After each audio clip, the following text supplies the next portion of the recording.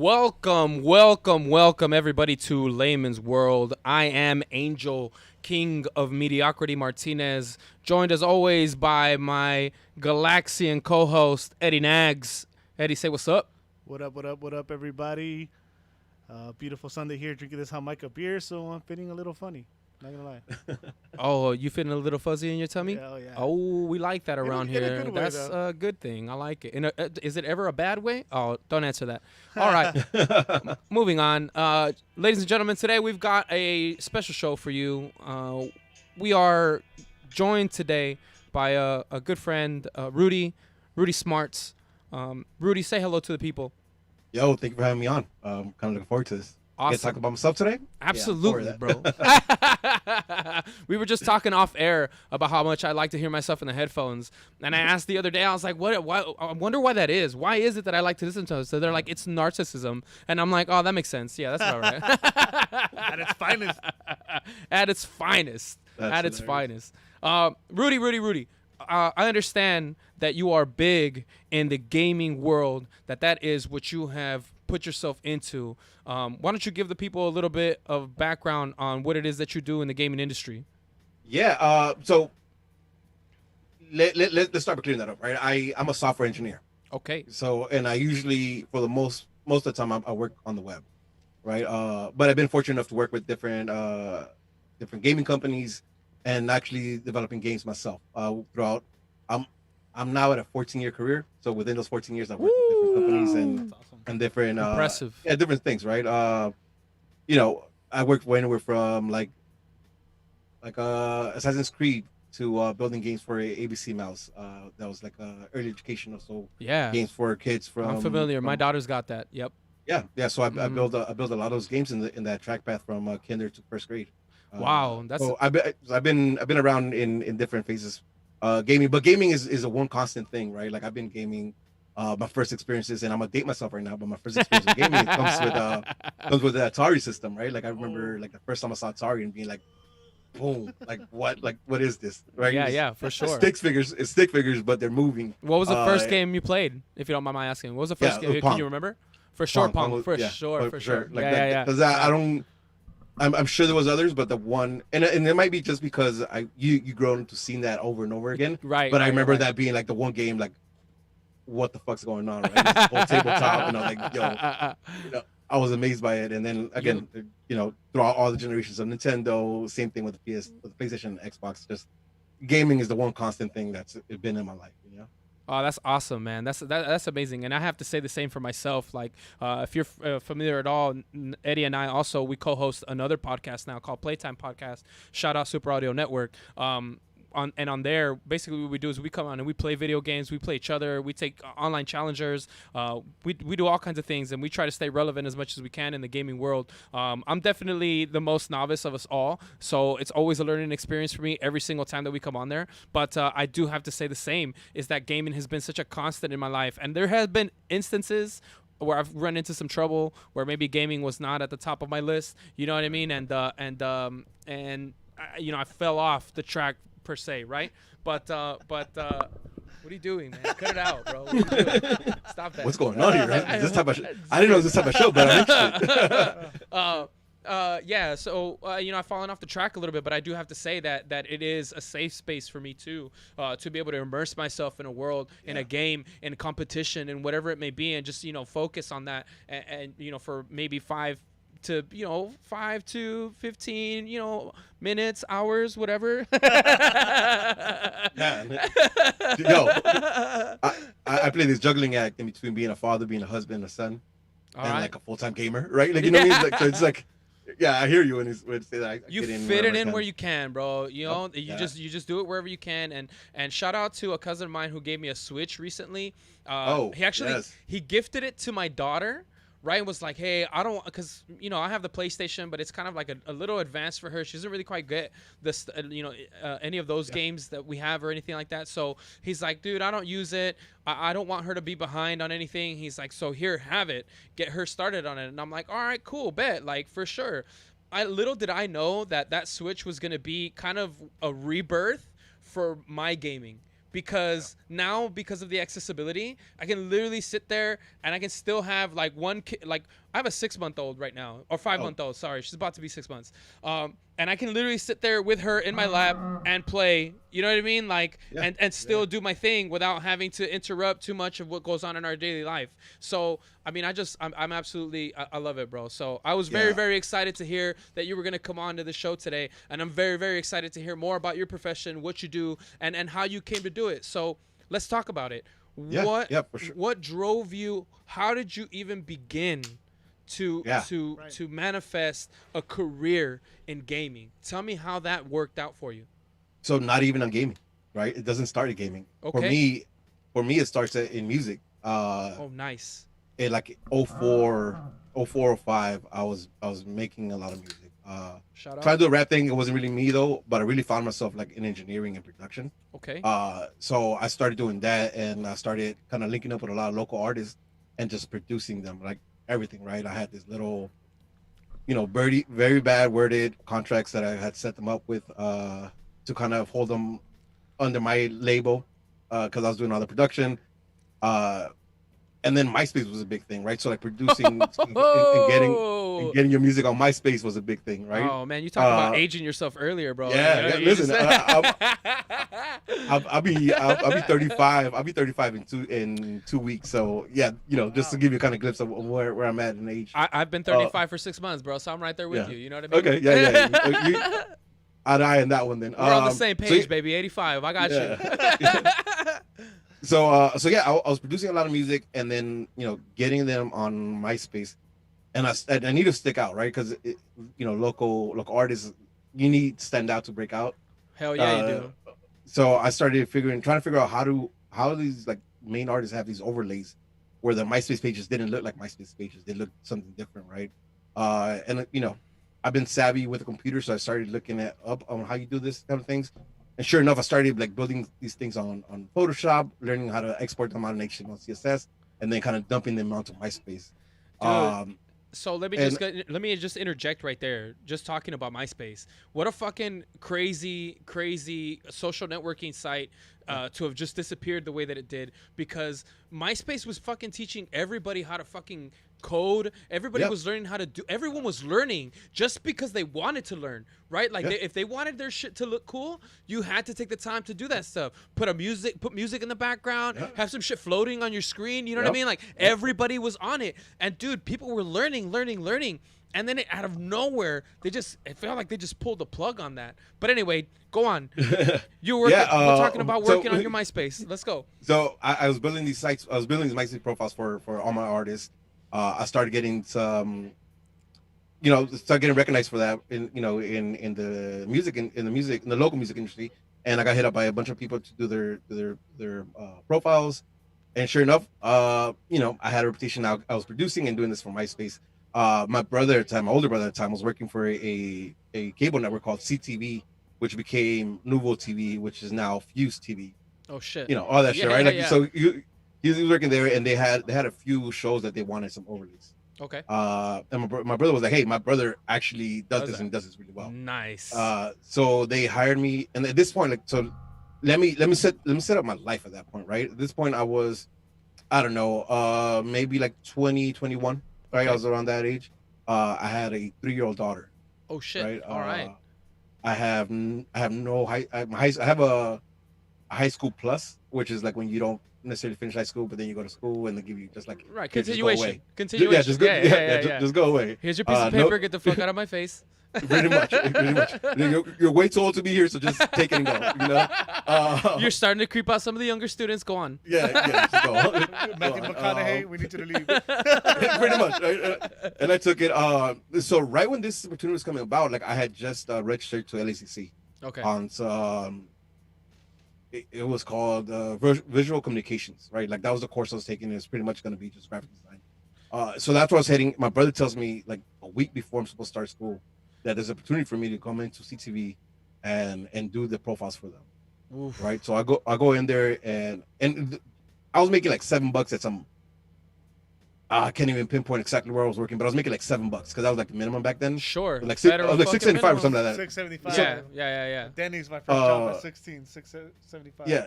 So it was around there. So I was making shit. I actually take this interview with the VP of technology at CTV, and he's like, "Look, I give you 3 months at about $25 an hour, bro." Bro, what's $25 an hour? Bro, like you know what I mean? Like then. what?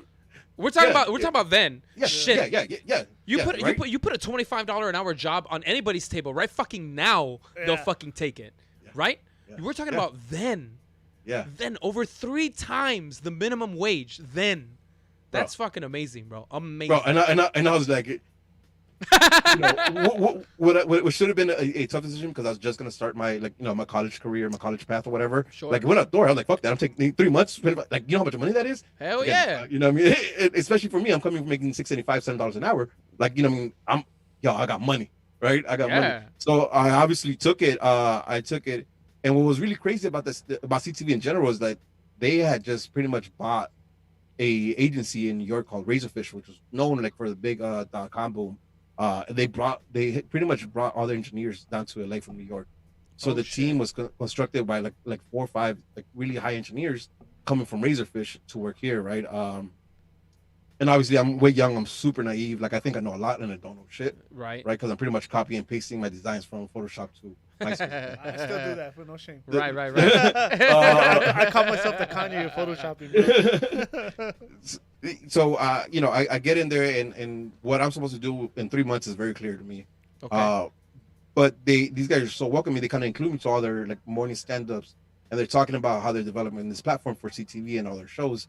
And I'm just kind of like I'm a sponge at that point, right? Everything's brand new to me, Yeah. and I've been like just my personality in general is like that of curiosity, right? Right. If I don't know anything and I hear about it and it's interesting, like I want to dig deep into that because I want to know, right? Right, Not for right, no right, right. no end goal. Right. I just kind of want to know, right? Yeah. So Just nosy as shit. I want to know. Yeah, Like, yeah, hey, exactly. So just so you know, that's like probably the biggest premise of this podcast is that I want to know. Like I personally, me, Angel, wants to know everything there is that's going on in that head of yours. I want to know. So that's how we're here right now, right? Like I want to know. Tell me more. so so back to it. Al, who's to today still one of my friends, and he's maybe like 20 years older than me, but I kind of approach him and I'm always asking him questions, and he kind of takes a liking to that. So he starts giving me a little bit more besides what I'm supposed to do, right? Just a little bit more, just kind of like really kind of teaching me Yeah. some things without necessarily telling me, here, learn this, right? Kind of just throwing me out there. Also testing you, right? Like let's see Yeah. if this kid can handle it, right? I'm gonna Yeah, throw yeah, something else at him and see if he can throw at it. You know? Exactly. And yeah, so 3 months comes up, or no, I'm like, there's like 2 months and a half. Like I know I got 2 weeks left. In this virtual contract, it was no contract. It was just kind of verbal agreement that I was be there for 3 months. All right. So I go back up to VP. I actually talked to Al, and I was like, you need to talk to Lisa, which was like the VP at the time, and he's like, ask her what's going on. So I approach her and I'm like, listen, I really enjoy what I'm doing here. I'm getting integrated within the group because they're giving me these tasks. I'm doing this and I'm doing that. So she says, okay. She's like, you know what? The team likes you. You don't cost a lot. Like, so let's see where it goes, right? Listen, I'm still making $25 an hour, so like to me, I'm like, yo, they're paying me a lot, right? But she's like, you're fine. She like just kind of write it out, see where it goes. Long story short, I ended up being there for 3 years and a half. Oh wow. Nice. I ended up 3 years and a half. About 2 years and a half, like the development was great because that was to me it was my schooling, right? That was where I kind of learned what I need to learn, the fundamentals and the foundation to what now is a 14-year career. Yeah. But like 2 years, maybe 2 years and a half, there's a major layoff, right? Because remember the recession happens in 08. True. This is 06, so the recession happens in 08. Like there's a major layoff, and they laid a lot of people off. Damn. In turn, that meant I had the keys to the whole kingdom. Oh, right? Wow. Because like all the people who had been there for a long time, who had the They're legacy, getting who had paid to know a shitload. Yeah, and they got like, oh, they kept me around, and I got the fucking keys, bro. Like, and this is, I mean, I'm still young, right? I'm like, I don't know, 24 maybe, if that. Oh shit. Right, and so I'm still young. I'm still learning. Like I'm green as shit. But at this point, I'm a little more confident because I've been there for 3 years, kind of learning everything, right? So according to me, I know everything. When they ask me, like, hey, listen, can you take care of this, no matter what it was, I was like, I got you, right? Yeah. I should always say no, but I always said yes for some reason. No, of course you say yes. You say yes all the time. Right? Again, and that was the thing. I remember. So shortly after everybody got let go, they wanted to do something different with the server. They wanted to incorporate load balancer, which means, in layman's terms, a server to kind of make sure it's never too busy, right? So it bounces off to different servers, so you're never like waiting there for it to load. Okay. So they wanted to implement that. I knew what it was. It never implemented it. Didn't even know what hardware I really needed. So I called up Rackspace, which is the hardware provider for us, and I get on the phone. They were like, "Yeah, this is what we need." Boom, boom, boom. And I was like, "Cool. Send me the contract. I got to sign. I send it back." And they're like, "Okay, we just need you to do this, right?" It was like 3 steps, super easy. But you fuck up one step, you take everything down. Oh shit. And guess what I did? You fucking did I it. took everything down. I nuked the whole damn thing, bro. No. The whole damn thing. And I'm talking about like email servers, fucking broadcast servers, website servers, like the whole thing. I nuked it, bro. I nuked it, and I spent 18 hours in that office to figure that shit out to bring it back up. Wow. 24-year-old me, but I brought it back up. Luckily, I was gonna say, but you got it back. I got it back up. Yeah, Oh, 18 hours later, but I got shit. it back up. Luckily, like I knew there was a risk that might happen, so it started like at 7 p.m. Yeah. where it's a lot of our stuff was happening in East Coast, so at that point it's like 10 p.m. East Coast. I knew I had a gap like to figure that shit out. Right? Sure enough, you, it was like you have until they wake up. pretty much, right? It was like 5:30 in the morning when everything came back on and it was running and all that. But yeah, man. So 3 years and a half there kind of really schooled me. And yeah, I at one point or another, like I realized like I got into a cap of what I was gonna get to staying at that company. Also money wise, right? At this point, I feel like okay, I'm like 3 years and a half into it. I could actually compete for a higher paid salary. And I told my wife and my girlfriend at the time, I was like, listen, I want to make 65K I want to make 65K by the time I'm 25. That was the goal, right? Hell yeah. And I started just applying. I started applying different places, and when they asked me what my salary was, I was like 70K. Woo. I don't like listen. Where I get this grandiose idea of I deserve 70K, I don't know where I got it from, but I was like, yeah, that's what I want. You know what? Right? And I start going for it. I just started. You know what though? If you don't assign value to yourself, no one else is gonna fucking do that for you. Like you were lucky enough in the beginning that someone was like, "Oh, I'll pay you $25 an hour," and that was probably on the fucking low end. Right. Yeah, probably. Right, like Probably, you came in and they fucking just they completely lowballed you on that. But in your mind, you're like, fucking, I'll take $25 an hour. Yes, I'll do it. Right. But I mean, 100%. but in this situation, right, where you're like, fucking, I deserve 70K. Fuck yeah, you fucking deserve 70K, bro. Get that ass. Hell yeah, you do. And that comes. Listen, I I say I don't know where it comes from, but obviously I felt more confident about my tech skills at that point. Yes. And also like I was smart enough to kind of do some market research and kind of see where the base salaries kind of laid for somebody with my experience and with my tenure at CTV. So I shot for that and I did. I ended up going from CTV to Beachbody. You heard of Beachbody? Yeah. And listen, I promise we'll get into gaming. Like I just have to get first part. I'll get into gaming. I'll get into gaming. No. Don't worry about getting into gaming. Don't worry about getting into gaming, bro. Right now we're trying to get into what is Rudy. All right, so let's go. Let's go with the flow. We like this. This is great. So I ended up interviewing at Beachbody. P90X, Insanity, all those, right? So I ended up getting with them. I interviewed with them. They hired me pretty quick after that, and boom, bro. Like I'm at Beachbody, and now I'm working. Like I developed P90X.com in like 09. I developed Insanity, Insanity.com. I was gonna say Linsanity.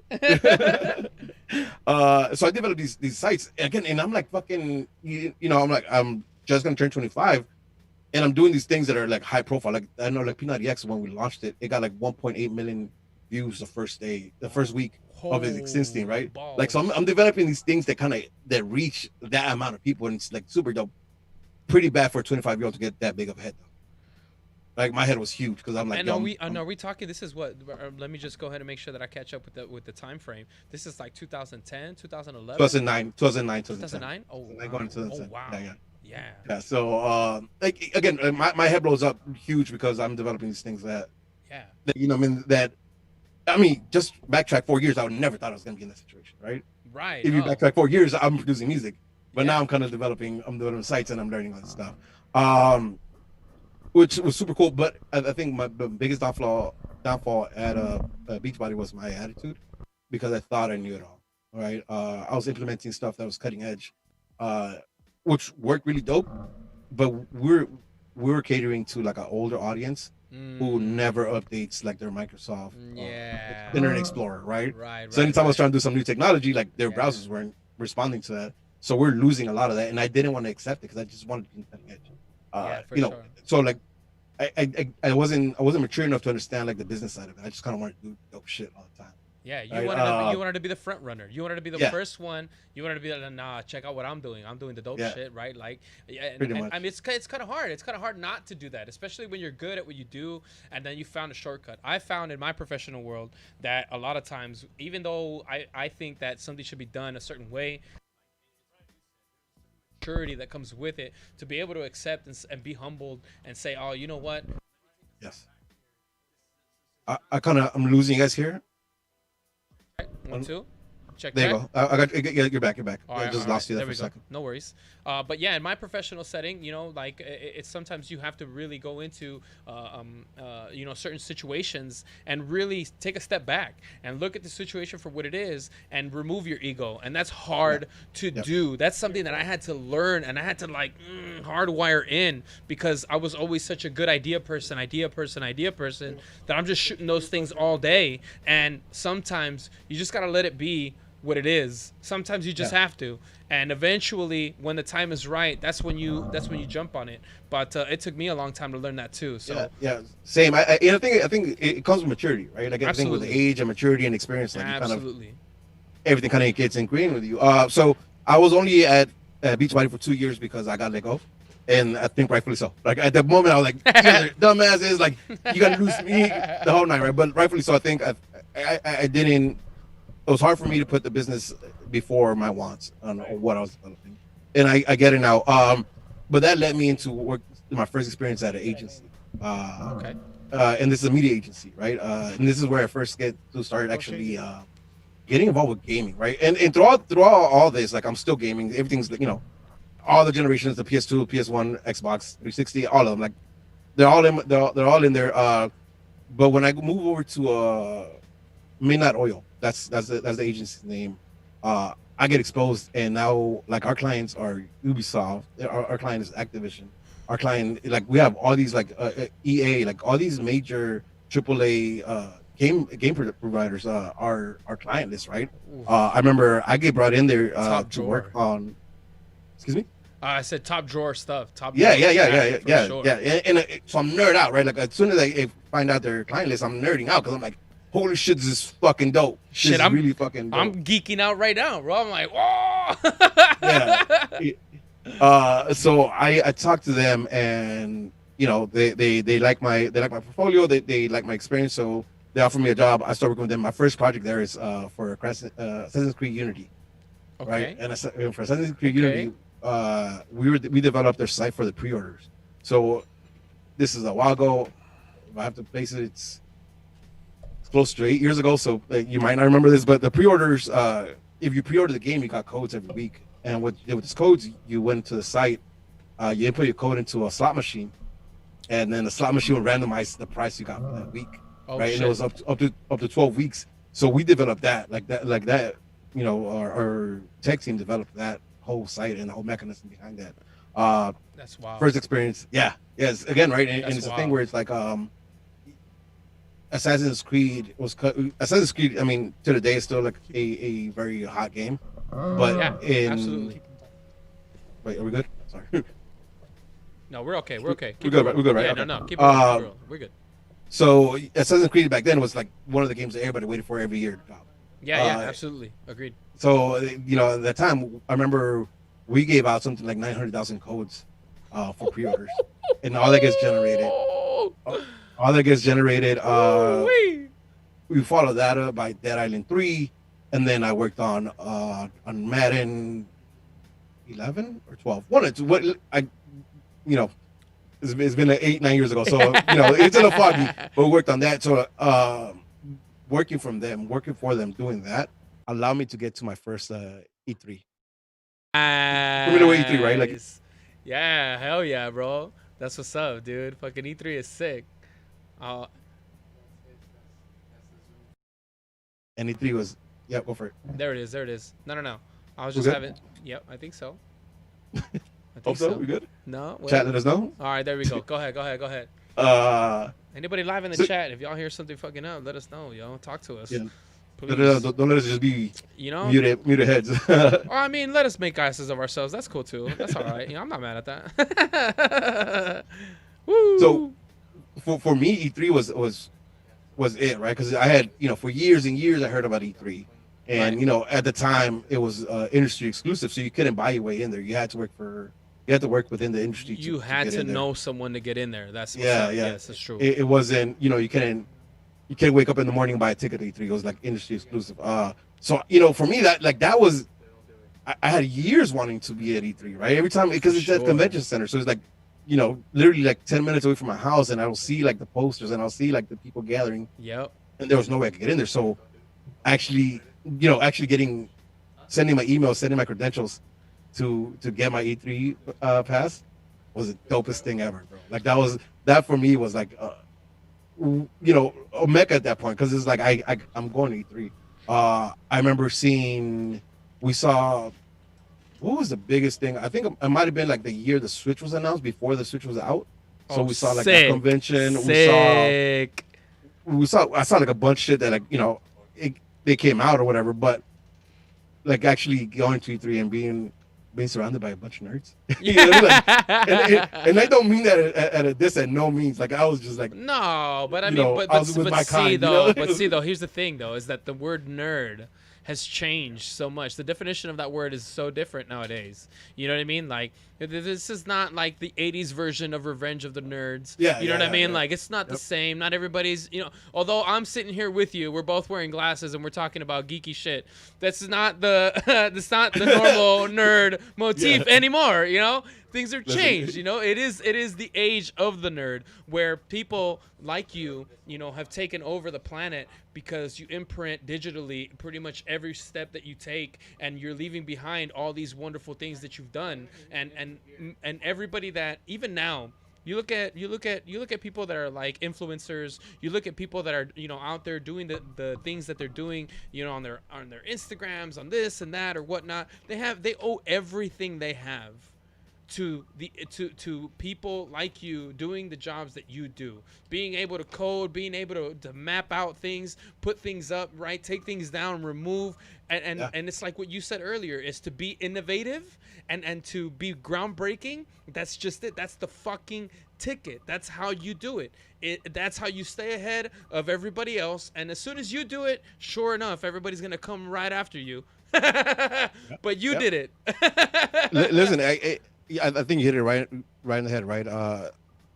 I think society is just kind of, society finally agreed that, like, okay, like, we need this, like, we need nerds to kind of Hell yeah. drive things, right? I say that, and like, my daughter's weird, right? And like, that's another thing. I don't mean it in a bad way at all. Nah. Like, I encourage Not at her all. weirdness 100%, because, like, and listen, I know we're deviating from our conversation, but my daughter's 16. She's a weirdo, and I applaud it, right? Because she's finding who she is herself. Most definitely. So anytime she does weird shit, I'm like, yeah, just keep doing it. Like, I was weird as fuck too, so just keep Do it again. Just keep doing it. Yeah, just do it. Just do it. You know what's This is funny all is that about- you say that, right? You say that, and you're like, oh, my daughter's weird. Dude, I totally have a frame above my daughter's bed, and it says, the words are, stay weird. Yeah. You know what I Yep, mean? yep. Like, as Yep, for as long, 100%. because there's the one thing. Let me just go ahead and say this. For a long time, I was a weird kid growing up. And I was just, I stood out a little bit amongst my family. I'm in a family full of Raider fans. Everybody's hard as nails, right? Like, they're either cholos or, you know what I mean? Like, servicemen. Like, just everybody's just got to be tough 24/7, dude. Like, and I just never subscribed to a lot of those things. I was always like the weird kid in the corner. You know what I mean? Like, and I always was able to, for lack of a better term, I had a better grip on the English language than most of my family. So I was just always weird, Like, I was always looked at as an outcast. And it was one of the things that always kind of made me feel self-conscious, dude, because I was always so different.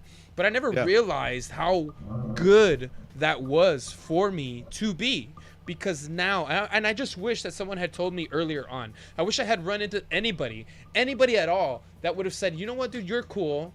Fuck the rest of them. You're cool. Don't ever let them tell you otherwise. I wish somebody would have given me those words because it would have been so helpful. Because I feel like I'm coming out of my shell like late 20s. You know what I mean? Like into my early 30s, right? Like I feel like now I'm starting to blossom and trying to be me, and so comfortable with being me. And I just really wish someone would have told me that 2 decades ago. It would have been amazing. Listen, yes, all right, and that's the reason why I do it to my kid all the time. That's why I encourage my kid to be weird and do shit that she wants to do that nobody else believes that she should be doing. Right? I'm like, yo, this is what. But I know I sidetracked this whole fucking conversation. Dude, we're not worried about that. Don't worry. At some point, we'll bring it back to the rails. It's all good, dude. It's all good. But I'll say this though, right? Like my daughter splits time between me and her mom, and her mom is like traditional Mexican, which is, it is what it is. So a lot of my daughter's ideas are considered like super weird or not traditional, unorthodox. Right? Yeah. So I not traditional. I always encourage her, like, listen, like, take that with a grain of salt and keep pushing.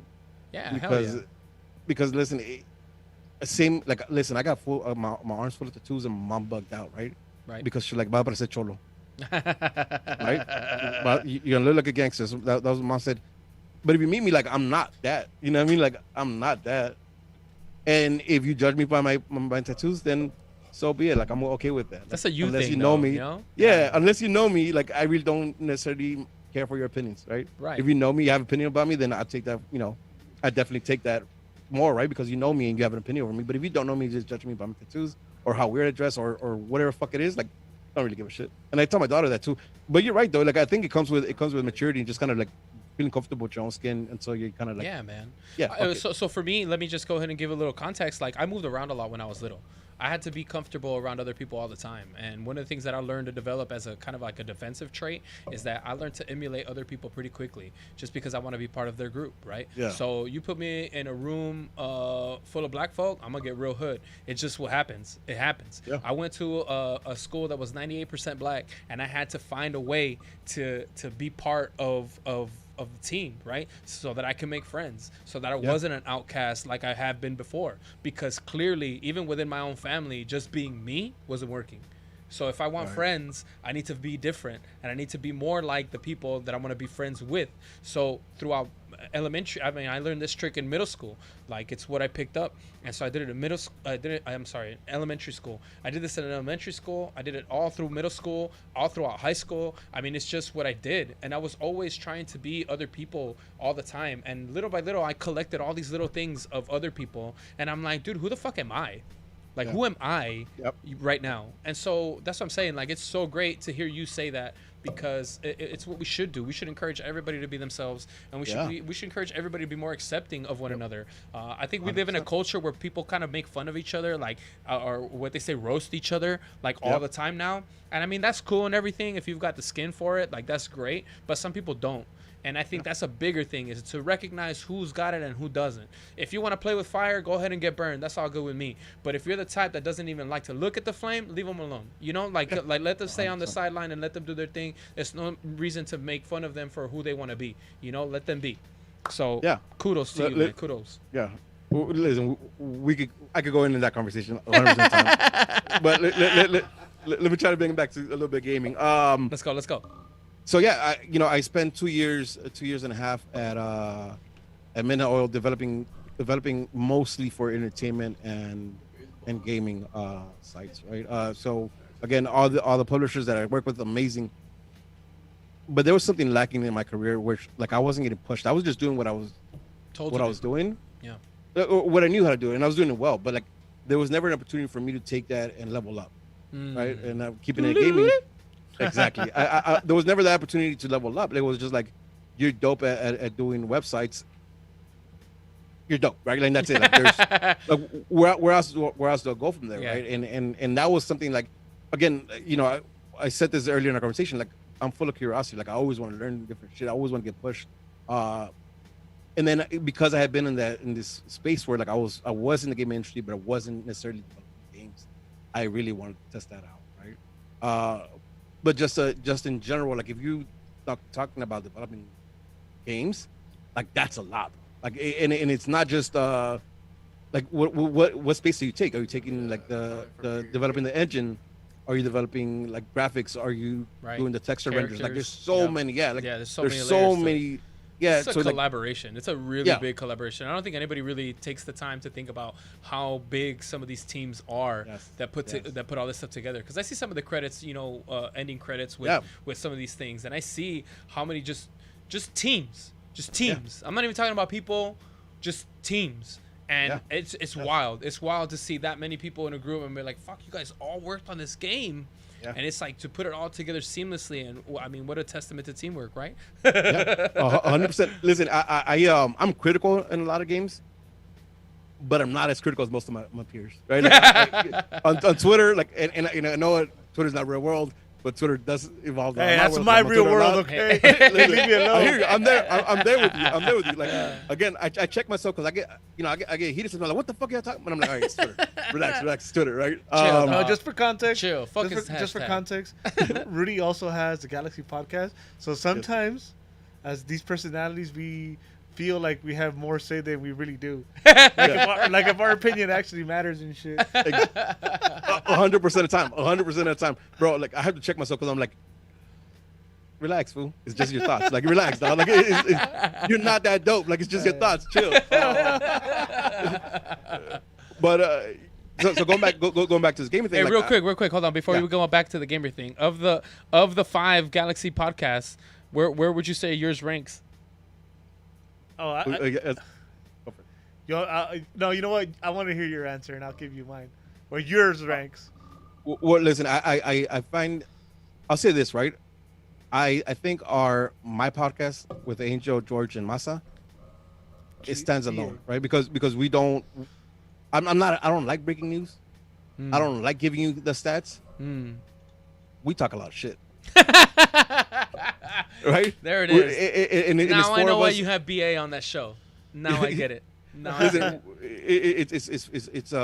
it's 4 of us with like 4 different opinions, right? So unless it's something like super obvious that we all agree on, most of the time there's a kind of argument with 1 or 2 of us.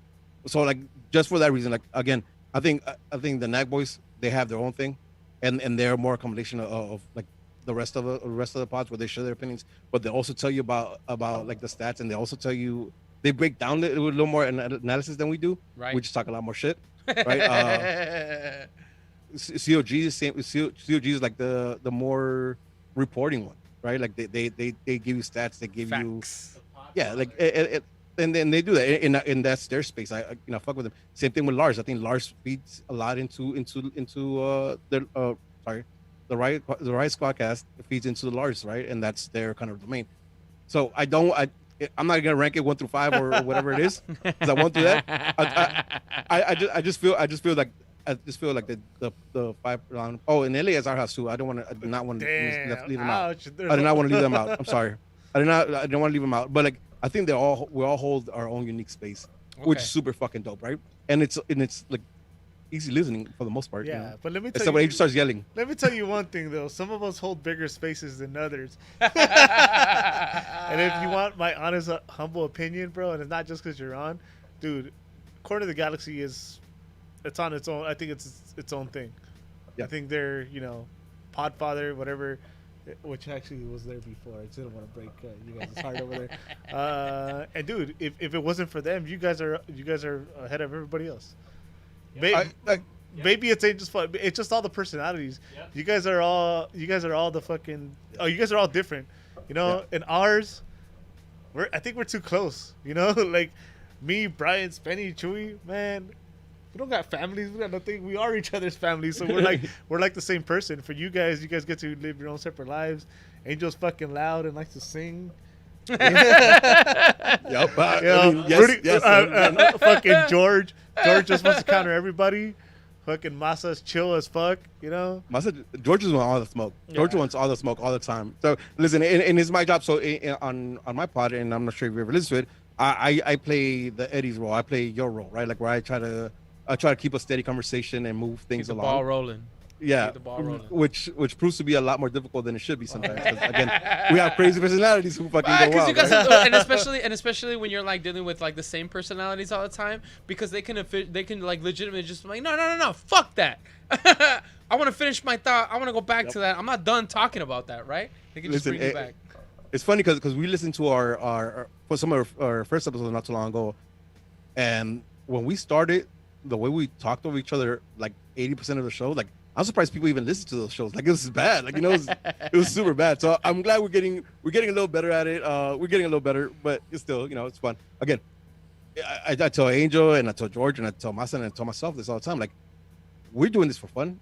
We have no sponsorships. Nobody's paying us. We can't monetize our videos yet because we don't have the views for it. So like, keep your fucking ego down because we ain't shit yet. You know what I mean? Like if we ever make it to a point where we're making some money, like maybe then you can flex. But for now, just don't flex because we ain't flexing shit. You know what I mean? Like so, yeah. But even then, bro. But even then, you know what I mean? Like you always have to take kind of like a humble a standpoint. You just do.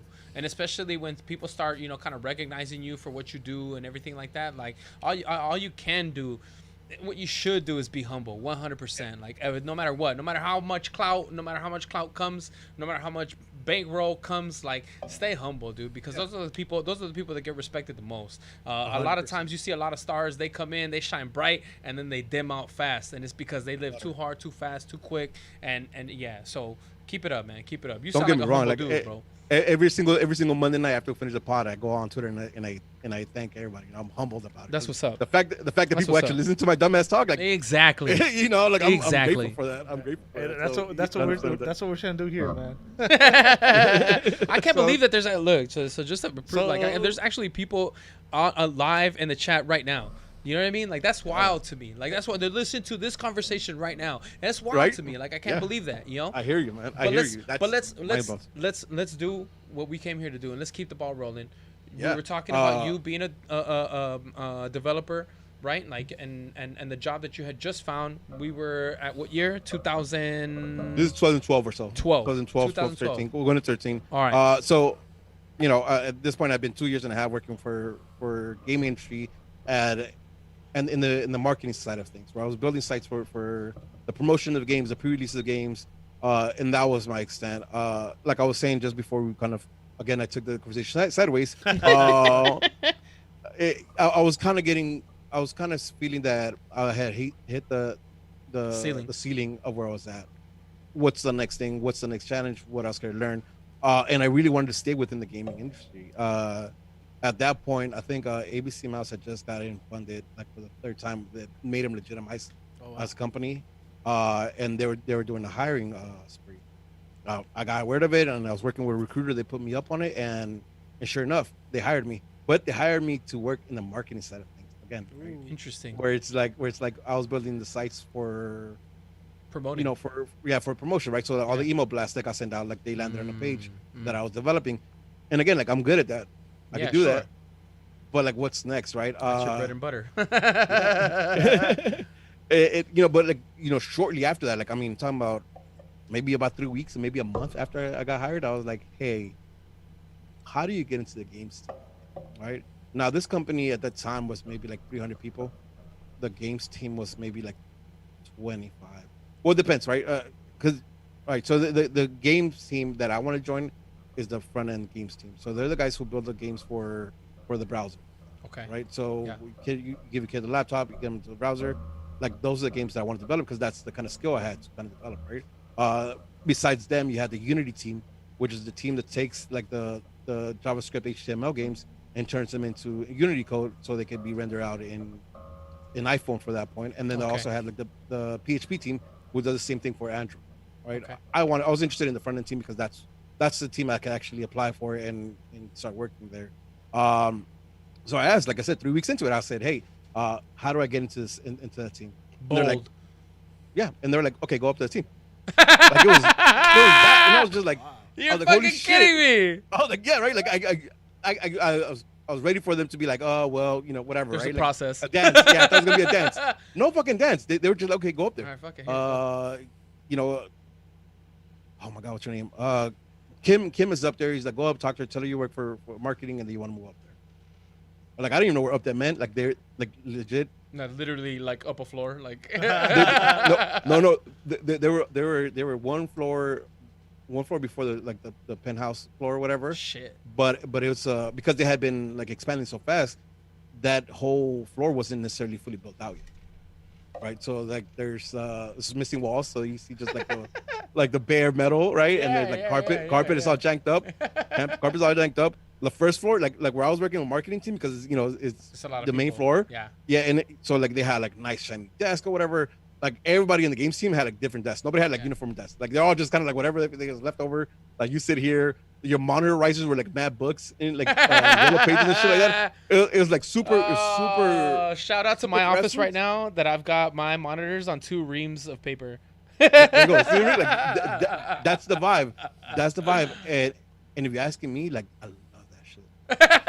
I love the grassroots shit, bro. Don't get me wrong. Like my setup at home is really dope, right? But when I'm working and it's like super grassroots and it feels like you're the underdog, like that shit it's something about that. It's kind of like, yeah, That's you know what I mean? Like it kind of, yeah, for sure. But so I go up there and I talk to him and I was like, hey, listen, I work marketing. I kind of want to get into games. Like I'm a gamer and I want to be into games. And she's like, okay, what can you do? And I told her what I could do. And here's the thing, right? Like my whole time to then, like I have been working with JavaScript using different libraries, right? So I was using like jQuery, I was using Marionette Express, I was using a bunch of different libraries, but never just the vanilla version of the language, which is just JavaScript, right? Yeah. Which is a lot more complex because all these libraries, what they do is they kind of give you platforms to make coding easier. So when you use vanilla JavaScript, you have to really know your fundamentals, and that's something I was lacking. So I told her everything I worked on. She's like, okay, she's like, we need you to work just on vanilla JavaScript. Dang. And I was like, fuck it, I'm down. Like again, right? My curiosity, I'm like, I could do this. Like I have enough understanding that I could run with this. Yeah. And sure enough, I end up going there, start working on games, and it's amazing, right? Because like everything I had done before was like pretty static, a few animations that make it look pretty, Yeah. a couple of actions, right? But now you're building games that depend on you or the user doing something for it to get an answer or move you to the next level, whatever it is, right? There's more complex, and they took all my tools away. They just want me to write in vanilla JavaScript. But again, it's super dope because like now I really feel like I'm in there. Like now I'm building these games, and they're super basic. I mean, it's like word and image recognition, right? So like cup, and then you choose the right cup and drag it into like whatever, right? Like so it's basic. They're not like, I'm not building any AAA game. It's basic games, but these are games, bro, and they're playable games, and I'm seeing them on the browser and they work, and it's my code, and it's That's super fucking fucking exciting, dope. man. That's Yeah, gotta be it's super- gratifying like a motherfucker. Oh dude. my god! Like you give me again, right? When I say it, and I know some people were like, because it's kids games, but if you're a gamer and you're gamifying anything, Yeah. like you know what I mean, like that's it. Like that's it. Like that's what you want to do. Like I was able to take my career, and write code, and build games. Like, are you fucking kidding me? That's like the perfect fucking mixture of everything I wanted to do. Yeah. Right, like, what it's more do you still- want at that point? You know. Exactly. But man, that was super dope. I got in there when I first joined the team. They were doing the kindergarten path, which is I think it was like 12 games for that path, right? All right. That did so well that within 6 months they approved up to second grade. So we went from kinder to second grade, right? Oh no, so pre-K to pre-K to kinder, and then from kinder to second grade. That's 87 games, and we had 3 months to turn them out. Damn. That super That's like wild. it's and again, right, I'll go back to telling you, like I wasn't necessarily super qualified for this because they were taking my tools away.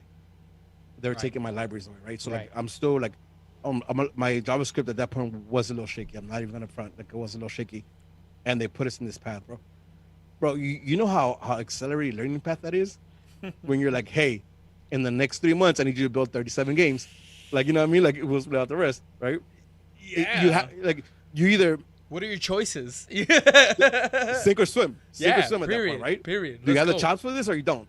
Man, fucking exhilarating, bro. Like it was amazing. And not only was it amazing to get that thing done, but like the knowledge I take from that, right? The knowledge, the confidence I take from that. Because I was put in a situation and I got it done. Like again, if I go back now, today, if I go back, I'll probably clean up some of that code. Right? 'Cause I can optimize. I'm not gonna lie, I can optimize a lot of that code. I still think about it because it's in my back head. Like, damn, oh shit, I should have done it that way. Why right? didn't I fucking think about that shit Yeah. right then and there? Damn it. Exactly. but it was dope, man. And like there's crunch involved. Like I don't know if you like. There's big this year alone has been big on the games industry about crunch time, right? Where they overwork their engineers, they overwork the developers, Right. and everything. I watch Explained.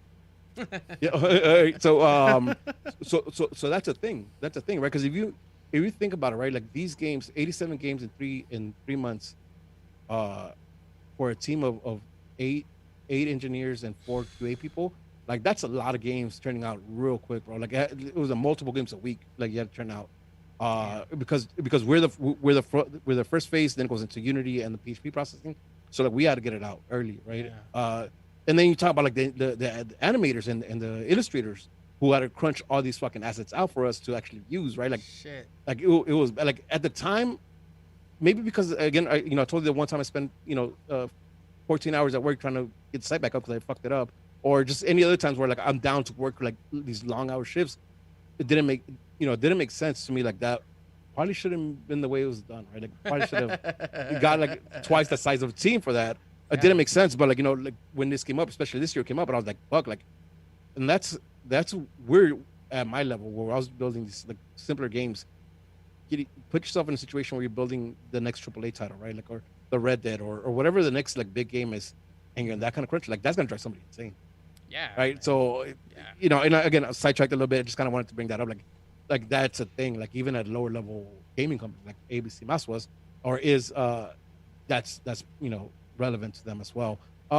Yeah, I just think One is- everybody's like a subject to the machine, right? Like Yeah. everybody's got deadlines. We've got things to take care of. Like, and in a lot of industries, like there's so much that goes on. But very rarely do you find that any of your production ends up hitting a public level, right? Because then eventually, like if you don't hit that deadline, we don't get there, we can't produce the product. Everybody knows, and that's the crazy thing about the industry that you're in.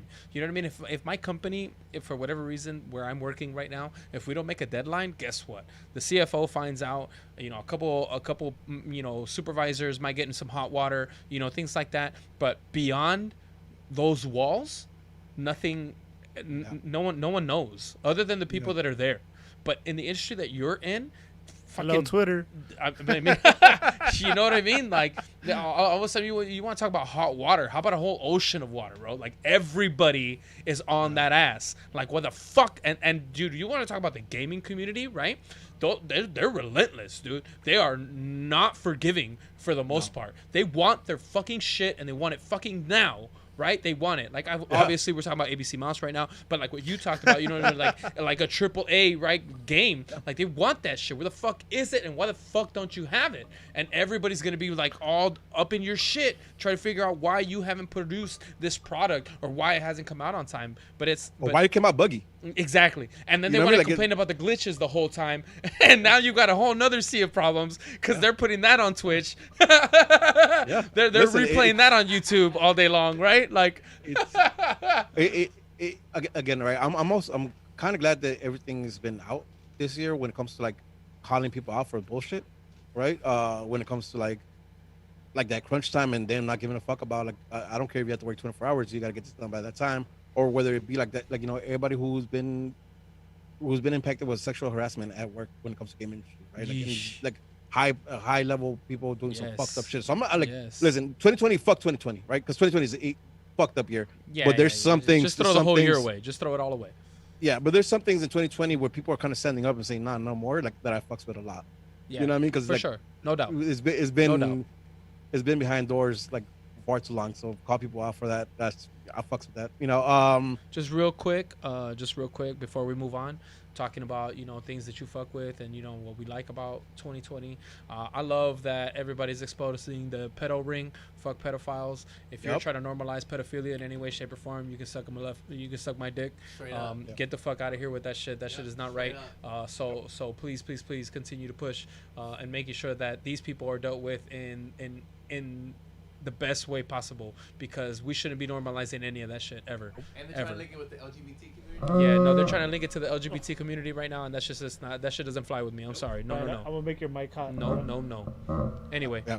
Let's go on. Agree let's with go agree with everything you just said right now. on. Agree with everything you just said right now. I mean, man, I'm a father. You know what I mean? Like, look, Same. don't get me wrong. Don't get me wrong. Right. When I was a teenager, man, I might have done some dicey shit back in the day. That's just a fact, okay? It's what I grew up learning. All the fucking soap operas, fucking you name it, everything that I grew up around. Maybe I didn't play my cards right when I was a kid, but I'm a fucking man now, and I certainly wouldn't do anything like that ever again. And looking at it, like looking at my girls, seeing them every day, I have to teach them how to be strong and how to make decisions for themselves and how to understand what consent is, even at their age right now. They're like, my oldest daughter's only 5 years old.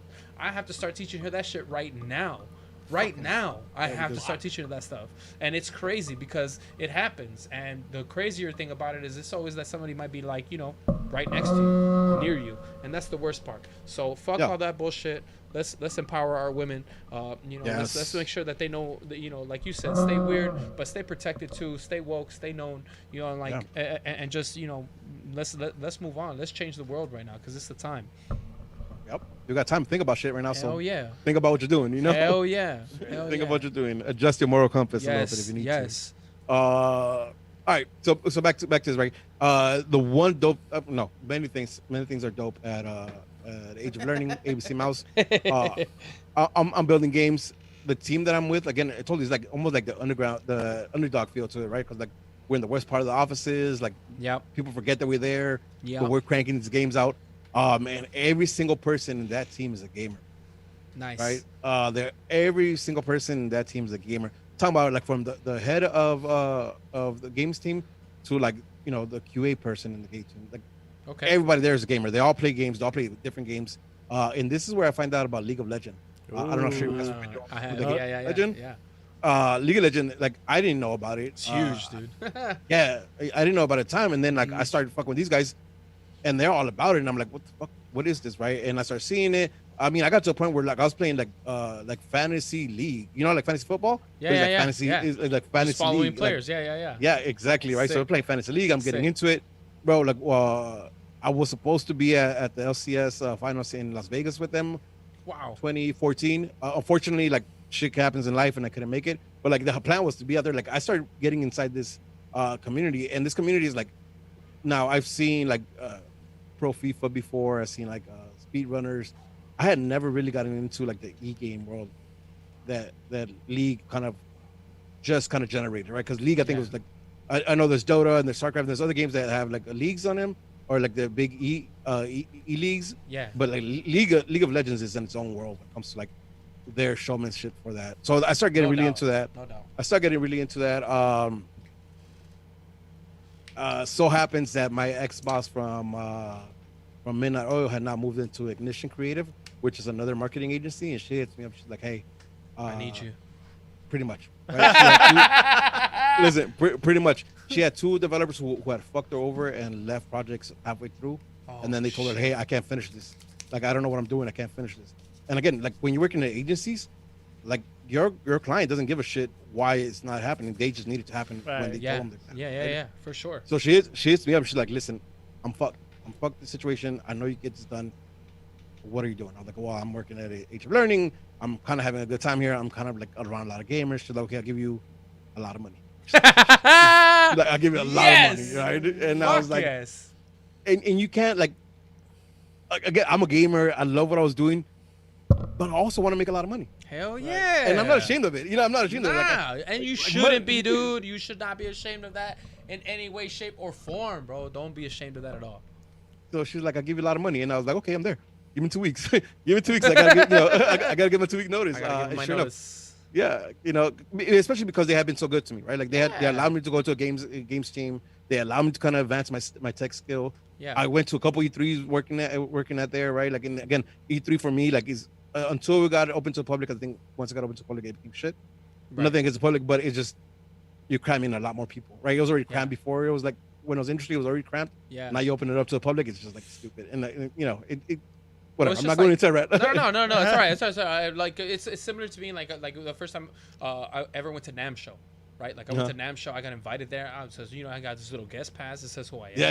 You know what I mean? You walk in the door, all of a sudden you're just flashing this badge, and I'm a fucking nobody, dude. Like I'm a fucking nobody, but it felt fucking dope to be there, just to be amongst those people, amongst musicians, amongst people in the industry, right? And and be able to catch, like the performances here and there. Like it's just amazing. It's an amazing environment to be around. So I totally understand, where you come from in regards to E3. But go ahead. Yeah, and actually, if you guys don't mind, I'm gonna take a little second to talk about E3 and why it changed. Yes, please. So E3 for me was super dope because it kind of gave you a look behind the curtain. Kind of move the curtain a little bit and you can see inside of it, right? And you have all these devs just walking around, they want to talk to you about their game and what the development process was for the game, right? And like somebody like me, who's like been a gamer his whole life, has his foot in the door of gaming. Different capacities at different times, but like it's amazing to hear you talk about this, right? Like to me, like bro, it's like so many times I got my head blown like by some of the shit they talk about, and then you get access to these games that they're still in development. They're like, here it is. Like I saw the I saw a PSVR like 3 years before the PSVR got released, right? And that was amazing because I think Nintendo had like a VR system like way back in the day. Virtual Boy? Nintendo, Virtual Boy. Yeah. And it was shit. And it was absolute shit, right? Yeah. It was absolute shit. It was just a screen inside there. No actual virtual reality. It was shit. So when you actually get to see virtual reality the way they have it for the first time and it's going to be accessible to the public, you don't need a PC because it'll be for your PS4. Like, holy shit, this is amazing. This is ridiculous, right? Like, those experiences, right? Listen, for the PSVR, like the first time I tried it, I waited like an hour and 30 minutes for that line. And that was only industry exclusive. So you have to be in the industry to get there, right? Shit. Now when you open up to the public, that line is a 4-hour wait. Disneyland. God damn. Now you have to be in the lottery to get in some of these conferences. Wow. Obviously, listen, the Xbox, the Sony one, those always have been a little exclusive. So if you have a pass, you can't just walk in there. But there was a lot of different little conferences or little like rooms where like the developers were there and they just have these chats with you. Those are like, forget about it unless you're there, like as soon as the door open, rush in there and start waiting in line and forget about doing anything else. You're not gonna get into these talks. That's crazy. That for me kind of kills E3, right? Like that killed E3 for me. You're when right. it came, you're like, you lose that. They're just starting enough hours in the day. They're just starting enough hours in the day. There isn't. No, not for everybody to get. Not for everybody to get that exclusive experience. Not for everyone. Not for and the swag, like back in the days. Listen, I'm signing all the shit right now, but before they open to the public, the swag was amazing. Like you walk out there with like bags full of swag, right? Like hats and shirts and shit like that. Yeah. When you open it to the public, you can't. There's no way you could produce that much without it hitting your pockets, right? So like the swag is shit now. You get like little stickers and they're like, not even cut right, or it's just bad. The whole experience became bad, it sucks. Here's a paper coaster. Exactly. Like and it sucks. It sucks because it's not the experience the consumer should have want either, right? Like, obviously for me who have been in the industry and been able to attend these, like it sucked. But if you pay for it, like that's not a good experience either, right? Like so, I don't want to sound like elitist that like, oh, it should only be for industry members, but I think it ruins the experience of E3 and it ruins like the outlets. Listen, EA is doing EA Play now. Right, Microsoft is doing their own thing at the Microsoft Center across the street at the Staples Center, right across the street from Staples Center.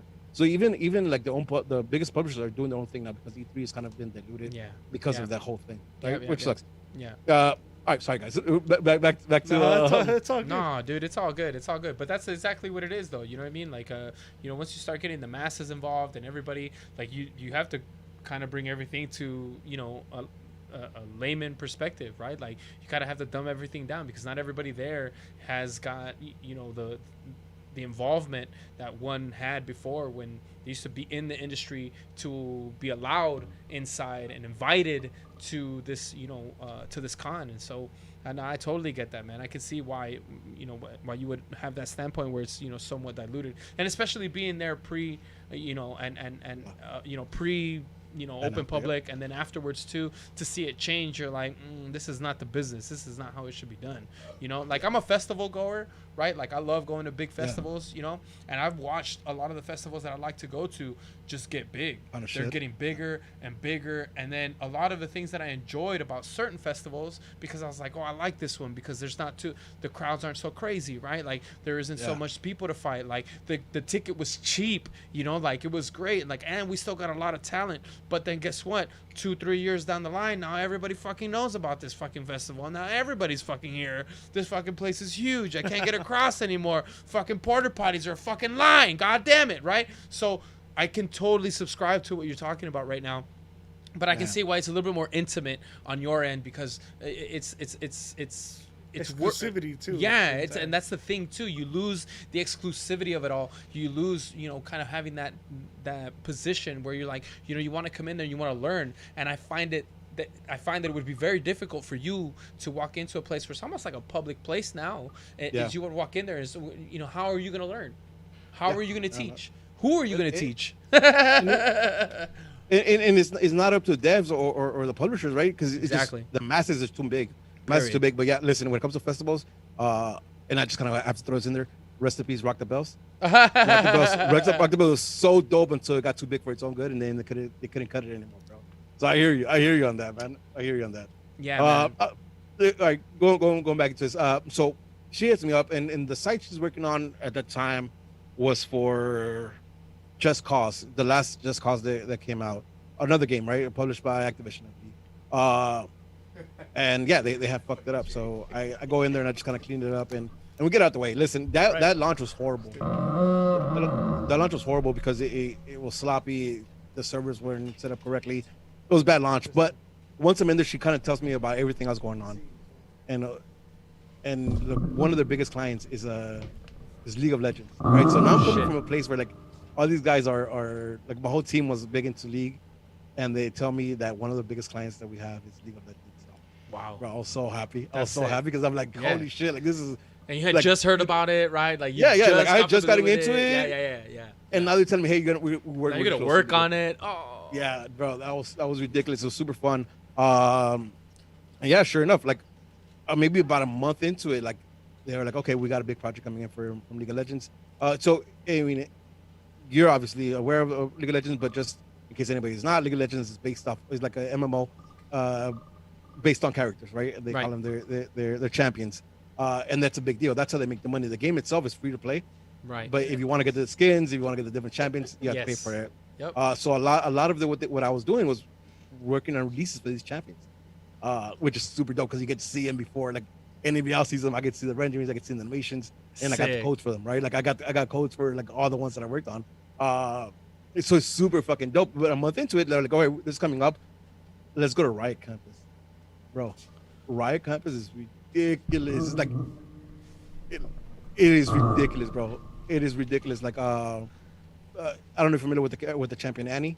She has like she's a little girl, but she has like a big ass bear. Oh yes. You know what I'm talking about? So as soon as you walk into the campus, there's like a life-size statue of that. Fuck and it's ridiculous, bro. Like I'm like nerding a fucking out, bro. 9-foot bear. Yes, exactly that. And I'm fucking nerding out. Like I'm taking mad selfies. I'm telling my boss take a picture of me. Like yo, I'm like I'm fucking nerding out, bro. I am fucking nerding out, man. And it's super dope, man. Like they walk us through and they're like, hey, you want any coffee? I'm like, yeah, my office has a dope ass coffee machine. It has like crazy espressos, that mocha, whatever I want, right? Yeah. No, bro, they have a Starbucks inside their shit. Like it's not Starbucks, but it's like a Starbucks. You know we what I mean? proudly brew Starbucks coffee, right? yeah, bro. And it's like, it's any coffee you want, right? So if you want like iced coffee, you want a hot beverage, whatever you want is there. Teas is there.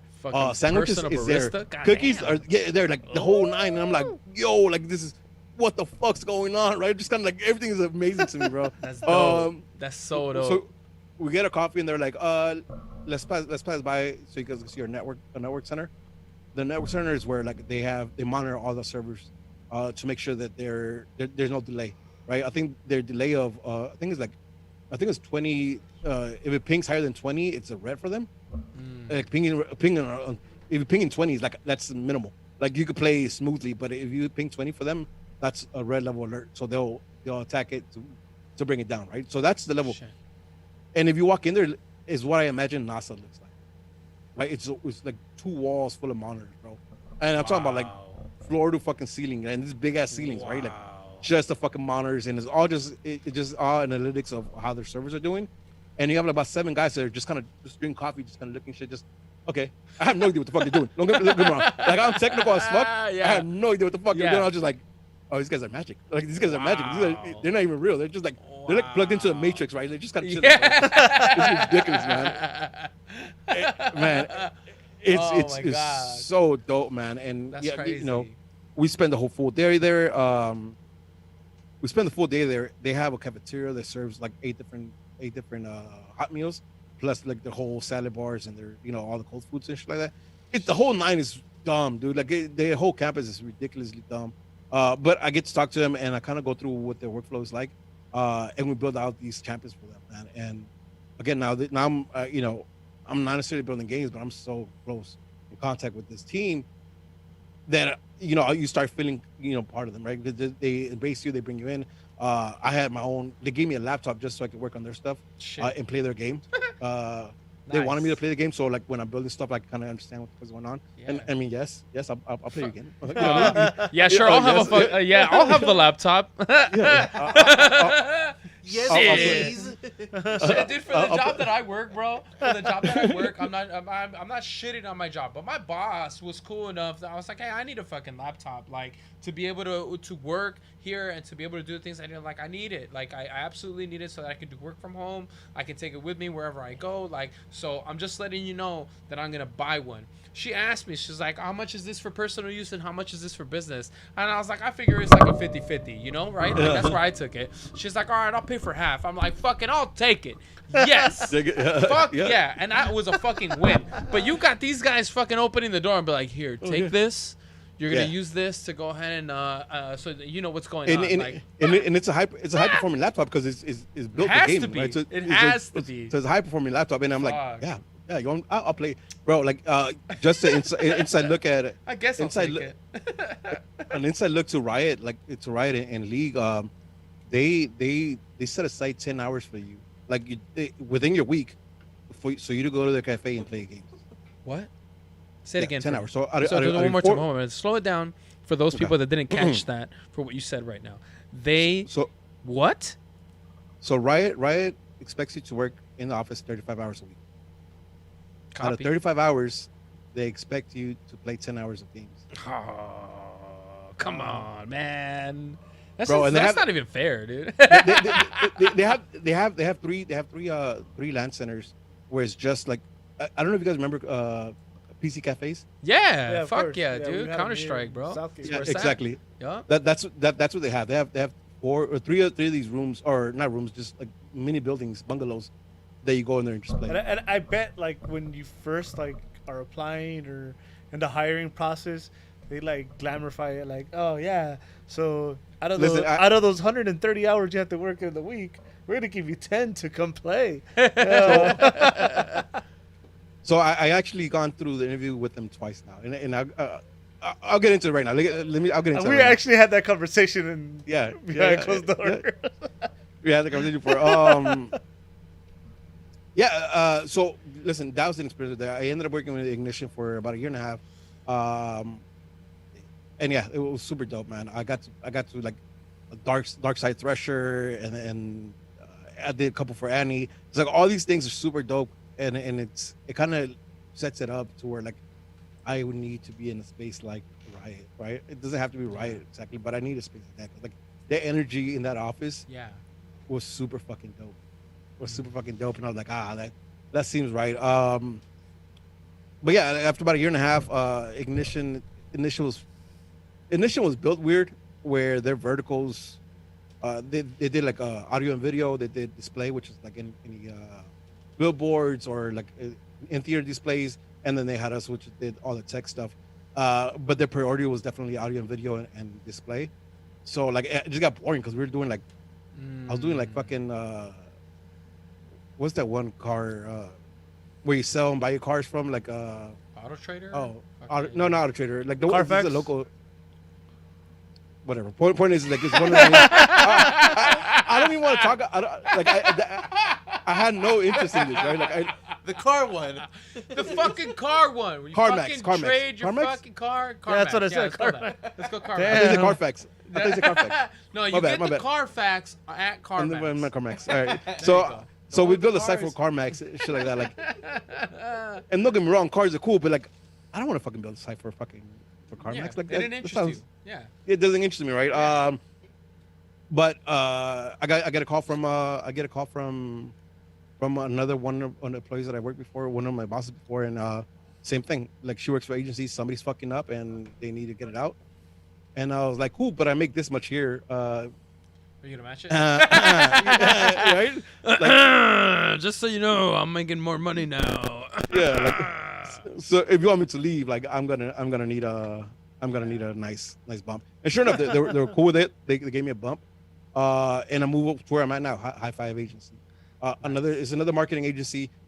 Here though, I'm doing less gaming. I'm doing more media. So I work with Netflix, Stars, HBO, Sick. Apple. What is it? Apple Plus, whatever their Yeah. their Hey, TV hey thing man, is. you Wherever work they're there. We at don't. now. You tell us. Yeah. So I'm doing less of it, but even now we're working with World of Warcraft for like the new expansion that just came out. Wow. So just doing that. So again, just kind of wrap everything up. I was a little worried about how you guys put it out that I work in the gaming industry. I do. I work real close to the gaming industry, but not necessarily as what you imagine when you talk about. Oh, you know what? You say that like not what we'd imagine. I don't know how you feel, Angel, but that was a lot more than I expected, and I actually know you, Rudy. So my thing was just I wasn't expecting the journey that you went through to get where you are. When we decided that we were going to be, talking about someone that was in, the gaming industry, like really we knew that we were going to be talking to somebody about their profession, but man, I had no idea that it was this in depth, and you've had so many, opportunities to just continue climbing and ascending. And what a great fucking story, right? We're talking about a guy who came from, an inner city that was able to, hone in on a craft and through trial and error was able to completely kill the game and continuously climb and keep climbing. And I'm sure you're still in the center of your ascent. You're not done Latino, yet. baby, Latino. You're not done yet. Yep. And you're doing it, man. So I mean, again, the expectations. I never know what to expect when we get on this show. I never know what to expect. I go into this in a sense of like what we talk about all the time. We talk all things we know absolutely nothing about. And I knew nothing about you, right? I tried really hard not to ask too many questions about you so I had the opportunity to learn, because I want to be able to ask you these questions. I don't like having, this podcast where, we know everything about the person that comes on here and, kind of put these questions out like, to make him sound like a good guy or anything like that. Absolutely not. It's more genuine. That's my Yeah, thing. That's my 100%. take on it. So dude, absolutely. We love the journey. We love everything that you've done and everything that you've told us about today. Fucking rad, dude. Absolutely. Do you guys mind? So I kind of want to say something for anybody who actually listens to Go ahead, whoever listens to this and kind of like is interested in the gaming industry. Like understand that. And when I said like not what you expected, because I think a lot of people when they hear you work in the game industry, they expect you to be a developer, an animator, Yeah, or sure. that like I think that's like the most I guess That's what everybody wants. champion positions, Yes. champion positions, right? Yeah, correct. But in nowadays, like you have to understand that there's so many verticals in gaming. I mean, you alluded to it a little bit by saying like the credits. You see the credits, like Yep. there's a lot of teams, a lot of different people work Yep. there. So you don't if you're passionate about gaming, and I think pretty much in every other aspect or any other kind of hobby that you're into, you could take your craft and kind of work in there, right? Right now, like for us in High Five Agency, like a lot of what we're doing for gaming is in social, right? Like so we Mhm. have a bunch of people who are social media managers who are running campaigns for Blizzard and for Activision. No, not Activision. I'm sorry, for EA. Like, so you don't have to be a developer to get into the game industry. Listen, if you're an audio guy, there's audio opportunities. Like there's so many different opportunities where if you could just take a dive into it. There's something for everyone. Yeah, There's something for everyone. You just got to take a chance, right? Yeah, and you don't have to hit the AAA providers. Like, listen, there's a lot of indie games right now. Microsoft is doing really good with like just dumping a lot of indie games out that also provide opportunities for people to just get their start at the gaming industry. Right? There's a lot of different opportunities. Listen, I'm available. So if anybody wants to follow me and have a conversation about this, I'm always available to talk about this. But there's different ways to approach working in the gaming industry. It doesn't have to be what you always imagine being a animator, designer, or engineer. There's different verticals to it, and I think anybody who wants it should dive into it because I think it's amazing. At least for me. Like, again, I'm an avid gamer, so like anytime I get a chance to work on anything related to games, I get. No, that's fucking tits, dude. Are you kidding me? Like, that's amazing. Like, because you're right. There is a general kind of concept that someone would go into it, they would see gaming and they'd be like, oh yeah, these guys, behind the computer making it all happen and things like that or whatever, right? And you don't think about all the other aspects that there is, especially now because technology has changed so much. So like you hit it on the head, right? You're talking about being social. Like I have family members that have like Twitch accounts and do things like that, and what they're doing with themselves, it's just it's amazing to watch that they're promoting themselves, that they're able to kind of connect with other people, like complete fucking strangers. Personally, my brother, shout out Louis Plays Games on Twitch. That guy's got like 500 followers and hella subscribers, and I'm looking at it and I'm like, holy shit, dude, this guy built this whole network without anybody ever even knowing. Like, that's not something that he's bringing up at the dinner table, you know what I mean, with like all my family members at Thanksgiving. Like, it's not something that he's talking about, but he's working every single solitary day.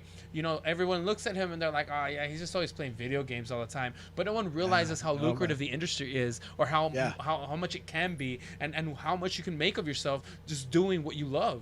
So I mean, there's many ways to get into the industry, but I love your story, how you got to be there, starting with music and kind of going your way through there. Let me ask you this question. It's been a beautiful accident. It's been a beautiful accident, bro. Right? Bob Ross would call those happy accidents, right? yeah, exactly, man. It's a happy accident. Let me ask you this question in regards to music. Like, do you still dabble? Do you ever find time to get it in? Listen, I don't, and I'll tell you why, because I don't. Yeah, just in case for everybody at home, that was our producer Bryant completely booing. I don't know how to be chill about shit, right? I just don't know how to be fucking chill about shit. Like, okay, I always have to fucking go balls deep. Like, right. I don't know how to fucking just, like, you know what I mean? Like, no sabes coger con cariño, dude? You just have to pound town all day? So verga, man. So verga. Hey, Wow. The man had a child at an early age. He hasn't had sex since. All right, give him a break. Pull out over game weak, damn it. bro. Pull out game weak. Listen, I got about 3.5 minutes, bro. So I got 35. Hey, hold on, Rudy. Give it all you got. Honest answer. Does that involve foreplay or not? Oh yeah, no, 100%. That's how you make it sound like it's like 30 minutes. It's only 3.5 minutes of action. For sure, you know what I mean? I got 27 minutes of tendering it up. Yo, she got wild. I'm sorry. I don't know why I went there. Bro. I love it. I fucking love it. So the gaming industry. Yeah. Anything smart I said just went out the door right now. Bro. I just ruined your the whole credibility conversation, just flew right out the window. Just on the door. Blue. Yeah, man. I'm interested. Listen, I think the gaming industry, just gaming in general, is different in how it creates communities. Right? You're talking about that. You're talking about that with your brother who built a community of his own, and I think that same community, or that same vibe transpires into the actual industry. Anytime you get a chance to meet a developer or an animator, anybody who works in the industry, and you ask them to tell you about their careers or their workspace, I don't think I've ever found somebody like, I don't want to talk about this, right? Everybody just like, because when you work in the game industry, you're so passionate about it, like you love talking about it. So I found like everybody who I ever spoke with about it, like they were super willing to talk to you about their journey and how to get there, and kind of tips and tricks on how to get there, So again, that's the crazy thing. So like I've worked a multitude of jobs, like a lot. Like I've done just a lot of different types of work in my early age, just because I was so lost, so lost, and just always just trying to find a niche. And anytime, and depending on where I was, what I was doing at the time, most of the time the people that you hang out with are your other coworkers. And the one thing that I never wanted to fucking do is I don't want to fucking talk about work. Can we shut the fuck up about work? Can we do anything? Can we talk about anything fucking else going on in the fucking world except for fucking work, right? Yeah. But it's because I had a disdain for it, right? I didn't like what I was doing. I didn't appreciate any of it, right? Like I don't. Even now, I'm good at what I do. I am. I have my faults. Don't get me wrong. Everybody does. But I'm good at what I do. 100%. Do I love it? I love that it pays me to do what I do. I love that it pays me, right? Like, let's just be brass tacks about it. Let's just be honest, right? Transparent. But what would I rather do? I'd rather what I'm doing absolutely right now, at this moment, speaking to you, I want this to pay the bills. Because I think this is what I'm good at, right? Yes. This is what I want to hone in on. And I need to find a way to monetize this right here. So that if someone outside in the streets asks me how my show went, I can fucking tell them in full detail how it went with a smile on my face and be excited about it. Because that's how it should be, dude. It should absolutely be like that for everybody. Unfortunately, it doesn't happen for everyone. I'm happy for you that you found your niche. But what would you say to people that are out there that are eager but kind of self-conscious and don't know how? What how would you encourage them to find what they want to do? Get comfortable with failing. Yes, That's a fact. yes. Get comfortable with failing. Listen, I'm a 14 years into my career, and I fail a lot to the day. To this day, Right? To the day, I fail a lot, bro. Like, you know what I mean? I make wrong decisions. I make typos that fuck up my whole situation. You know what I mean? I make dumb mistakes, but I'm okay with that, right? Like Right. listen, because I made this mistake so many times that now when I see something, I recognize that mistake. Oh, shit again, yeah. right? And I go back and fix it. You're like, I'm okay. I know what this is. I've seen this before. And I take the same approach when I'm learning something new, right? I take the same approach where like I dive into it and I'm like, okay, I get it. I go into it and I fuck it up, and then I come back and kind of read the documents or whatever whatever, however I'm learning it at that moment, I go back and read it, and I fail again, and I fail again until I fucking get it, right? And I do the same thing when it comes to like when we just talked about how many different companies I work for, and all that is because I'm looking for a different challenge, right? And I'm okay. Like I had all these titles and all these jobs at at different companies, but I've been rejected a lot more than that, right? Yeah. I've been rejected so many more times, right? I've been rejected in points where I fucked up big time. I'm like, oh my god, how did you fuck up that bad? And I've been rejected when I'm like, yo, I'm in. I got this. This is mine. I did this right. And I get that like, oh, sorry, we're moving on, right? Like, so don't be scared. Don't be scared of rejection. Don't be scared of fucking take an L. Don't be scared of failing. Like, it's okay. Yeah. It's okay. But what you should do is not be relentless on pursuing what makes you happy. You hit it on the dot. Like me, I'm 14 years in, and I enjoy what the fuck I do.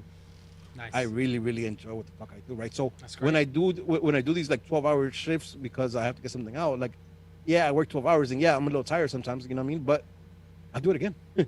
Like, masochist, I'm gonna do it again. Like, I'm okay with doing it again. Sure. It's something that I just love doing because it challenges me, right? And again, I don't think we all have the same personalities, but find what you like and be relentless. Like figure it out. Like, reach out. The biggest thing I'll say too is like reach out. Like, find somebody who's similar to your position and just reach out and ask for opinion, ask for help, because you can't do it yourself. Listen, I have 14 years career. My title right now is tech lead for High Five Agency. I never been to college once in my life. Wow. I never stepped into college once in my life. Right? I know about 5 different programming languages, and all that is picked up by myself because I just In your work again experience. Damn. and I said it like I get driven by curiosity. I get driven by the challenge of learning different things. Yeah. If that's not you, that's 100% fine. But you could go to school and learn something like that. Yeah. but Or gotta pay you for could take different courses. Like there's different ways to on your path. Your path cannot be the same as anybody else's. that. Nah. But you should be relentless of pursuing it. Like that one thing of like, even if you are working a shit job right now that you don't like, but it's paying the bills and it's taking care of the family, whatever the situation is, Yep. like stick to that. But don't let that be deterring to pursuing your passion, bro. Because I think that's it. Like you have to live happy. Because Damn. what the fuck is the point of making money without being happy, right? Whatever that happening, whatever. I'm sorry, and I don't mean to cut you off. No, but no, whatever, no, not at all. Go ahead. Whatever fills that void, Yeah. whatever makes you happy, you should do it, and you see if you can monetize it and make money off of that, so you could just live up. And that's the greatest thing. Yeah, In my so certainly it's always there's a lot of question about what you do defines you, right? People say that all the time, like what you do defines you. And I would argue, I'll quote one of my favorite movies across the universe. Certainly, it's not what you do, but it's how you do it. Like that's what I think defines you. Like everybody, you can have the same job as somebody else, but how are you doing it different from that person? That's what I think defines you as a person, right? Like you're talking about your experience, and other people that you work with might not have had the same experience. Maybe the other people that you're working alongside did go to school. They put in the time. They went through that, and then eventually ended up with the opportunity after a shitload of debt. Maybe that's how their story went, but you never know, right? Like so take a chance, do something, and try. So I love that. I love that you're encouraging people to take a chance and look failure right in the fucking face and just go for it, because that's amazing. I love that. I love that. Yeah, big thing, bro. Big thing. Fail often. Like that's good for me. You know what I mean?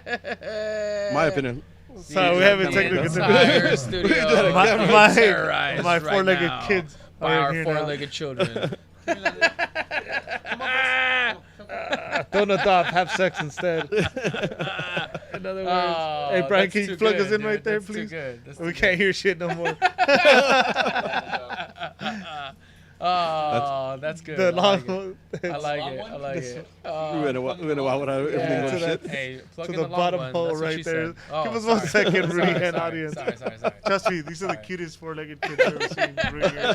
This is the cutest disaster you've ever seen. You know what? Donovan still doesn't like me. Landon. Oh, sorry. Landon doesn't like me. So, I'm good with that. I'm sorry, Rudy. You Oh, can say. you're all good. You're all good. Don't worry about Seriously, me. his name's Landon? Yeah. Oh man, I thought it was Donovan, bro. My bad, man. Same dude, though. I Right? said, hey, Brian, that was the right hole first. So, yeah, you were good first. There you go, Brian. Well, what was It's that? fucking Too many Friday holes. night all over Brian again. put it in the wrong hole. Surprise! Surprise! But it's on purpose. Hey. Surprise! Jizz in your eyes. Sorry, we went way Yeah, off the rails seriously. there. I'm sorry. Hey, we were having such a good inspirational conversation just now. Hey, We're Rudy, like perfect. encouraging other people to like fail and fuck it, right? I'm sure Eddie had something to say a second ago, and fucking we lost it big time. I kind of did. I wanted to wrap it up, but before we do wrap it up, any last thing you want to say, Rudy? I know you gave some advice right now, but before we end this show, anything else? I'll just reiterate. Reach out to people. I'm definitely one of them. You can reach out to me, and I'll plug myself at the end. But you can reach out to me if you have any questions on software engineering or the game industry or even the marketing industry. Reach out to me. Reach out to people who you know and just fucking, and go for it. Just go. For sure, dude. For sure. I like that. That's what's up. Hey, Rudy, I have to thank you again, man. And I text you this, and I've never told you in person, dude, and I've never told you via voice. Your story is awesome, dude. We had that Monday Night Raw venture that a lot of people don't know weren't there for, but I drove you home, and the conversation we had made me realize what an amazing person you are and what an amazing journey you had, bro. You were throwing obstacles. You were meant to be a statistic, bro. You were. Come on, man. Yep. That's the way America sees us. But you were like, fuck that, and you broke Yeah. through, bro. You're living a dream. We're still here working on ours. Yep. And we hope we get there one day. But hopefully we can take something from you, and other people can take stuff from you. Perseverance, bro. Perseverance is key. And Community as well. yeah, man. So. Yeah, man. Yeah, and again, bro, we appreciate you for being here, dude. And My pleasure. You're a great example, bro, to anybody that's watching and anybody that wants to, has a dream and is maybe Listen, having a rough time right now. If my dumbass figure it out, anybody can, man. I mean that sincerely. Like it's nothing special about me. I just kind of never give up. I don't give up. I just kind of keep at it. You know what I mean? So like, man, if I'm a testament to something, it's just that anybody can do it, bro. Anybody can just follow your fucking. Let's slow down though. That was humble as shit what you just said right now. But give yourself some fucking credit. All right. Yeah. Give yourself some let fucking me do- credit. Oh no, I'm Because dope. I'm not dope as shit. everybody. Because not everybody. No, I'm dope as shit. Like, don't get me wrong, I'm dope as shit. He went back on that immediately. Don't get me wrong. I'm fucking No, dope. I'm dope as shit. I'm dope as shit. don't get me wrong, I'm talking shit, but anybody can really do it. Like, Oh, that's great. listen,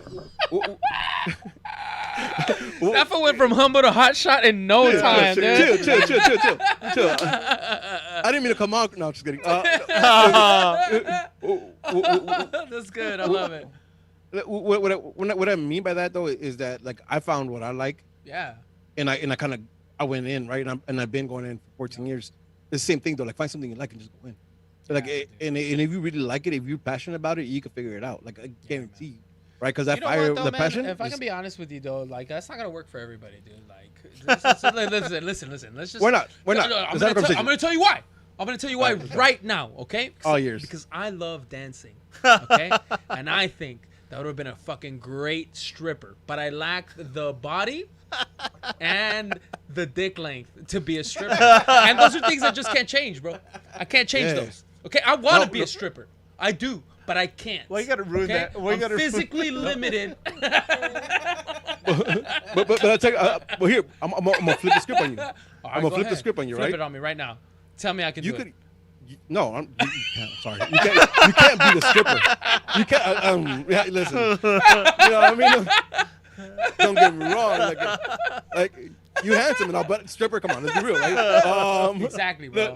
No. But what I'm saying though is like, but you could open up the next Hollywood man and have the. And, you know what I mean? That's what I'm saying. Like I'm in a game industry. I'm in the game industry, but I'm not the developer that I thought I was going to be, or that I wanted to be. Right, the Right. first dream. Right. Right, but I figure out the industry and how to get in there, how to dibble in there and be part of it. So the same shit. Like I hear you. Not everybody could be a dancer, right? Or not everybody could be the next dope producer in the music industry, or whatever it is. But like Magic you Mike. could find, right? You could find a way to get in there and feel some of that happiness or that passion that you want. Maybe not exactly how you thought it at first, but there's always a way to do it. And I'm a big believer in that, and I always fight for that. Like I don't think you.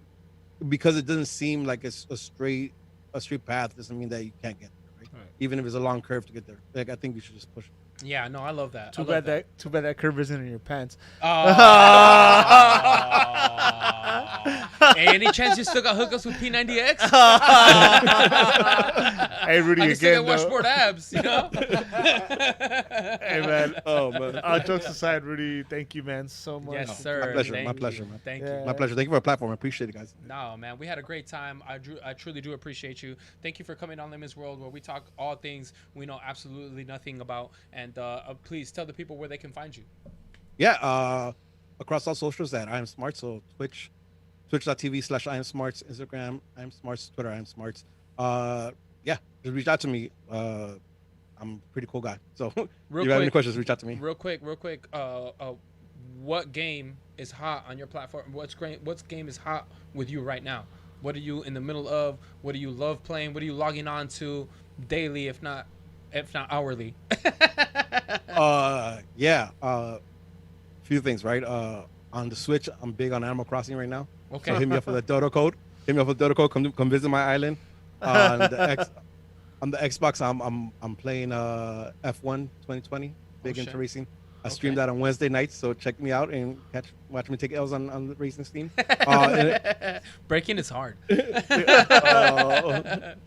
On the PC, I'm still playing a lot of Call of Duty Warzone, and I'm also got into Rogue Company, which is brand new and it's fucking dope. I fucking suck at Warzone, dude. God damn it. Yeah, so do I, but I have enough friends. Terrible. So listen, never mind, I suck. I just suck. I suck. And we usually treat it as a drinking game. And Nice. That's weird, but we treat it as a drinking game, so like it's okay.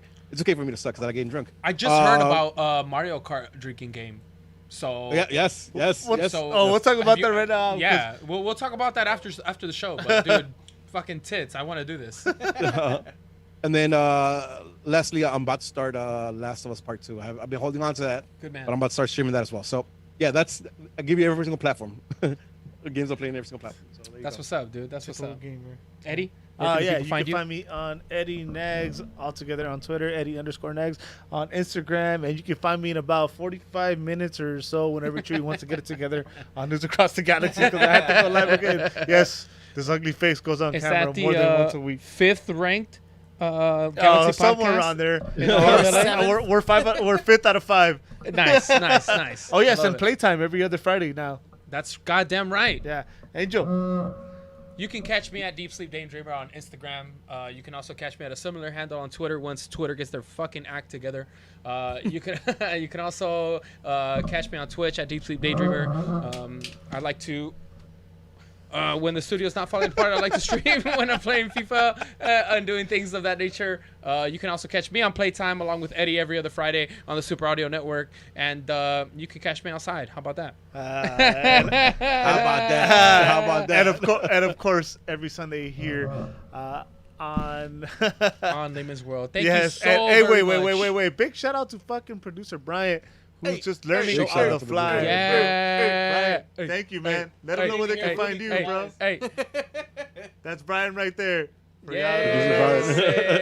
Hey, Brian, let them know where they can find you. Right here producing. Hey, Brian, hit us with the outro real quick. Hey, thank you so much, Rudy. Greatly appreciate you, My man. pleasure, my Thank pleasure. you.